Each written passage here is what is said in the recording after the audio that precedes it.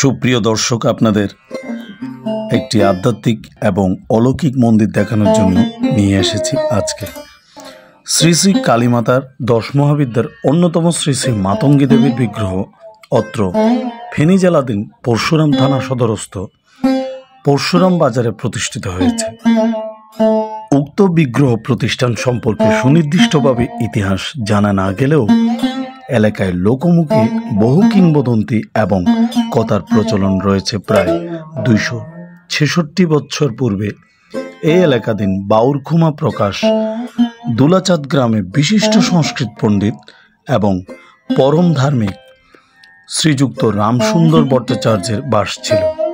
কথিত আছে যে তিনি একবার এই মর্মে স্বপ্নাদিষ্ট হলেন যে বর্তমান ভারতের ত্রিপুরা রাজ্যের মাতঙ্গীছড়া কালক্রমে মতাইছড়া নামক স্থানে শ্রী শ্রী মায়ের বর্তমান বিগ্রহটি উদ্ধার করে স্থানীয় পড়া এলাকায় স্থাপন করার জন্য।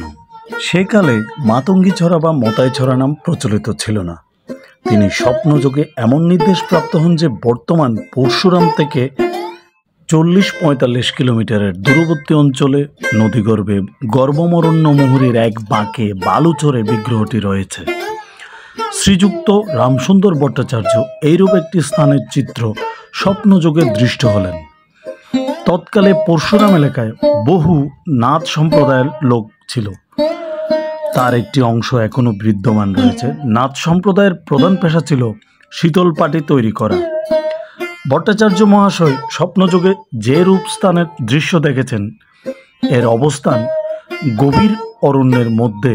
সেকালে ওই অঞ্চল ছিল লোকালয় হতে অনেক দূরবর্তী অঞ্চল, তথায় সচরাচর লোক চলাচল ছিল না। সে অঞ্চলে শুধুমাত্র পরশুরাম এলাকার নাথ সম্প্রদায় নদী সন্নিকটে বিভিন্ন ছড়াতে অবস্থিত মত্তাক সংগ্রহ করার উদ্দেশ্যে 15-20 দিনের জন্য নদীপথে গভীর অরণ্যের মধ্যে 25-30 জন মানুষ দল বেঁধে প্রবেশ করত এবং তারা মত্তাক সংগ্রহ করে 15-20 দিন পরে ফিরে আসত। আগে বলে রাখি, মত্তাক মানে হলো এক ধরনের শীতল পাটির জন্য পাতা বিশেষ। ভট্টাচার্য মহোদয় মত্তাক সংগ্রহকারীদের সঙ্গে স্বপ্নে দেখা স্থানের বিষয়ে জিজ্ঞাসা করলে তারা অরণ্যের মধ্যে ওইরূপ একটি স্থান তাদের দৃষ্টিগোচর হয়েছে মর্মে ভট্টাচার্য মহাশয়কে অবহিত করেন। তিনি তখন মত্তাক সংগ্রহকারীদেরকে স্বপ্নে দেখা মতে নদী তীরে ওই বালুচরে কোনো বিগ্রহ রয়েছে কিনা খোঁজ করে দেখার জন্য অনুরোধ করেন। মত্তাক সংগ্রহকারীরা ভট্টাচার্য মহাশয়ের বর্ণিত মতে তদ্রূপ স্থানে উপস্থিত হয়ে বালিরাশির নিচে শ্রী শ্রী মা মাতঙ্গী দেবীর বিগ্রহ খুঁজে পেয়েছেন, কিন্তু 20-25 জন মত্তাক সংগ্রহকারী অনেক চেষ্টা করেও ওই পাষাণ বিগ্রহ এতটুকু নড়াতে সমর্থ হননি। মত্তাক সংগ্রহকারীরা দেশে ফিরে এসে ভট্টাচার্য মহাশয়কে বিস্তারিত অবগত করে বিগ্রহের বর্ণনা করেন। ভট্টাচার্য মহাশয় কিভাবে বিগ্রহ পরশুরাম আনা যায় সে বিষয়ে চিন্তিত হয়ে পড়লেন। সে অবস্থায় ভট্টাচার্য মহাশয় আবার স্বপ্নযোগে এই মর্মে আদিষ্ট হলেন যে ভট্টাচার্য স্বয়ং গেলে শ্রী শ্রী মাতঙ্গী দেবী পরশুরাম আসবেন।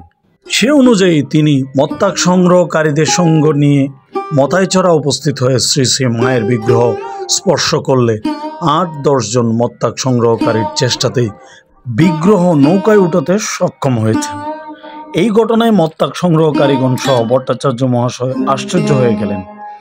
যে স্থানে শ্রী শ্রী মাতঙ্গী দেবীর পাথরের মূর্তিটি পাওয়া যায় সে স্থানটি প্রথমত মাতঙ্গীছড়া এবং পরবর্তীকালে মতাইছড়া নামে পরিচিতি লাভ করে। বর্তমান স্থানে মন্দির স্থাপিত হওয়ার সাথে সাথে পরশুরাম বাজার মন্দিরকে কেন্দ্র করে গড়ে ওঠে। ডাকবাংলো হতে বাজার বর্তমান স্থানে চলে আসে। শ্রী শ্রী মা মাতঙ্গী দেবীর সেবা পূজা 266 বছর পূর্বে শ্রী রামসুন্দর প্রসাদ মহোদয় মন্দিরে শুরু করেন। ফেনী হাসপাতাল মোড় থেকে সরাসরি পরশুরামের বাস অথবা সিএনজি যোগে 1 ঘন্টার কম সময়ে আসা যায়। ফেনী সদর থেকে এই মন্দিরের দূরত্ব 25 কিলোমিটার। এতক্ষণ ধরে আপনারা মাতঙ্গী মায়ের অলৌকিক কাহিনীটি শুনলেন এবং মন্দিরের ইতিহাসটি জানলেন। এবার আপনাদেরকে আমরা মাতঙ্গীছড়া বা মতাইছড়াটি দেখানোর জন্য নিয়ে যাচ্ছি। এক সময় পরশুরামের ডাকবাংলোয় বাজার বসত।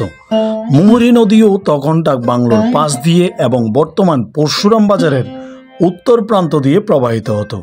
কালক্রমে মুহুরী নদীর গতিপথ পরিবর্তন হয়ে যাওয়ার ফলে বর্তমান পরশুরাম ডাকবাংলোতে শ্রী শ্রী মাতঙ্গী দেবীর সেবা পূজা চলতে থাকা অবস্থায় পরশুরাম বাজারের উত্তর প্রান্তে নদীর ধারে শ্রী শ্রী মায়ের বিগ্রহ মন্দির স্থাপন করা হয়েছে।